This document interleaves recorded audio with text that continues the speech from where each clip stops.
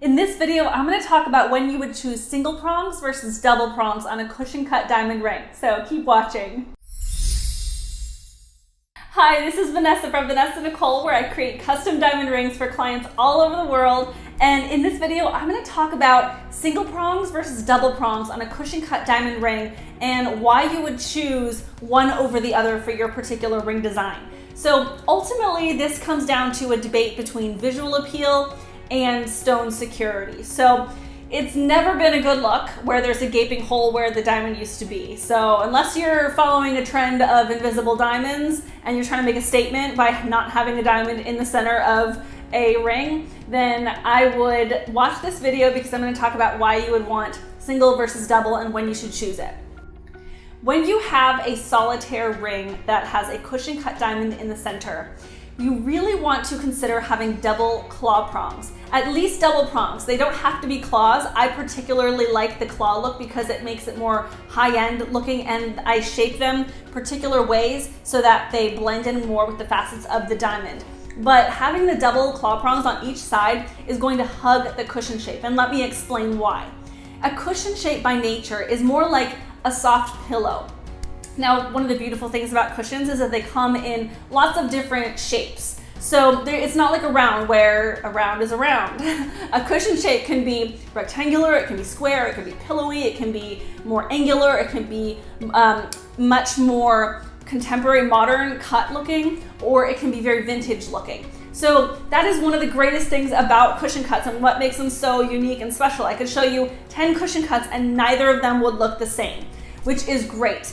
The downside to that is, well, actually it's not even really a downside, it just means you have to take considerations when choosing how to set the diamond into a ring setting. So for example, like I was talking about with the solitaire, you want to make sure that depending upon how angular your cushion cut is, you would really like to consider having the double prongs. Now, I have seen very rectangular cushion cuts, and even those ones, I still would recommend having double claw prongs, because the way the pillow cut is shaped, it's just very rounded on those corners. It's not like a princess cut where there's a definite point for the prong to hug.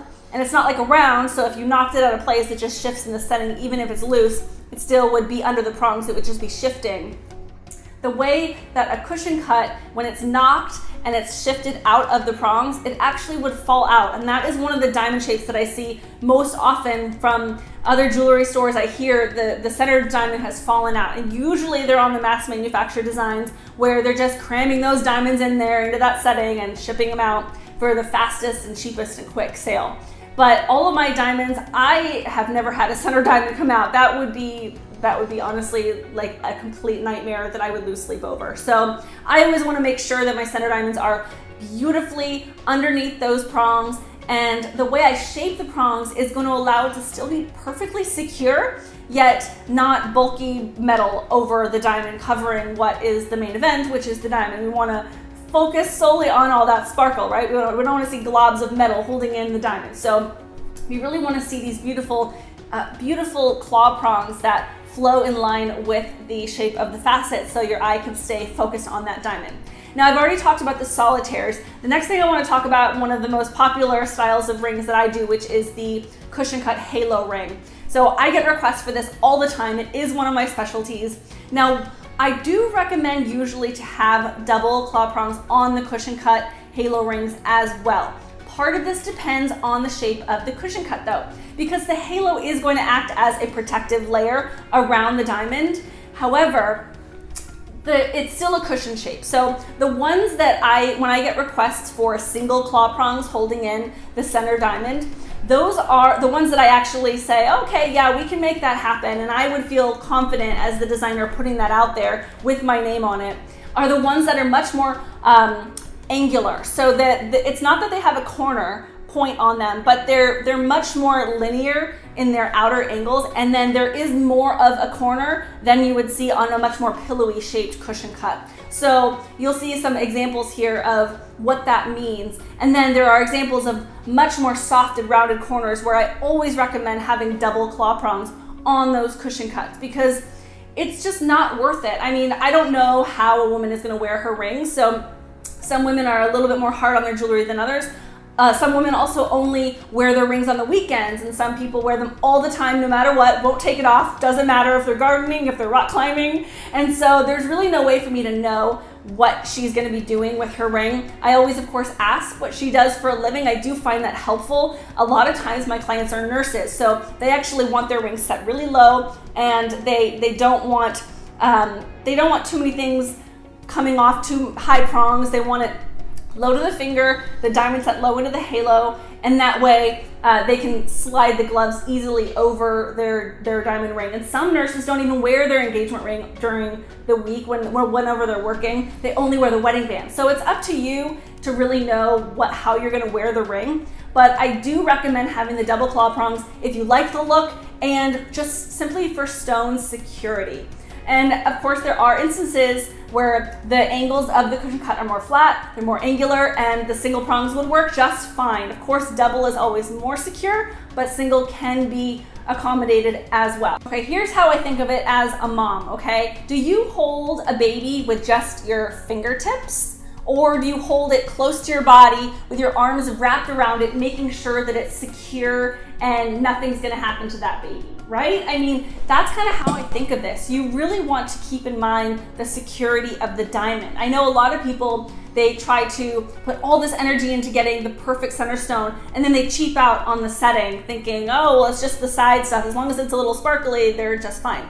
No. I mean, this setting is the house that's gonna hold on to your diamond. It's the only thing keeping your diamond safe, especially if you put a lot of time into choosing the perfect cushion cut diamond. You really wanna make sure that it's gonna last because, like I said, with the round diamonds, they're a little bit easier to replace because a round is a round, but cushion cuts they just don't have the same shape as another cushion cut with equal specs. So if you're gonna put time into picking the perfect cushion cut diamond, it's a lot harder to replace years down the line, and it's not gonna look exactly the same. So I highly recommend that if you have single prongs, that they're really beautifully cut around the center stone, or if you have double prongs, even better on each corner of that diamond to really secure it. One thing I want to point out is that jewelry designers are not all created equal. A lot of jewelry designers have never even sat behind a bench or don't know how to set the diamond, and that's just part of the way the industry works. There are facets of the entire jewelry industry. I'm a diamond setter by trade, so whenever I'm designing a ring, I always take into consideration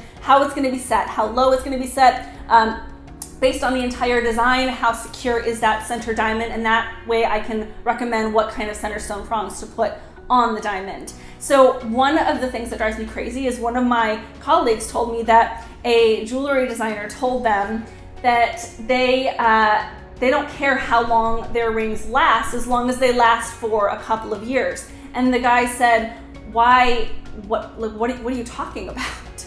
And he told him that because most marriages don't last past 8 years anyway, he doesn't care if a ring lasts 10 years, 20 years, 30 years. And when I heard this, I was like, are you kidding me? I mean, that's ridiculous. If you think about, a lot of people are buying heirloom rings and rings getting passed on, and if they're not made to last, then they're just gonna fall apart on you and you're gonna lose the center diamond. I mean, that's honestly ridiculous. So I was floored when I heard that, and I couldn't believe it. So these are just some things that you have to think about when getting a diamond ring and just looking at the overall security of the entire piece. Just like a house, a diamond ring needs architectural integrity on the setting to really secure the diamond. So whenever a client comes to me with a particular design that they're looking to create, I always know automatically what type of setting it's gonna need with regards to the center stone prongs. So I'm happy to advise you as far as how that should look.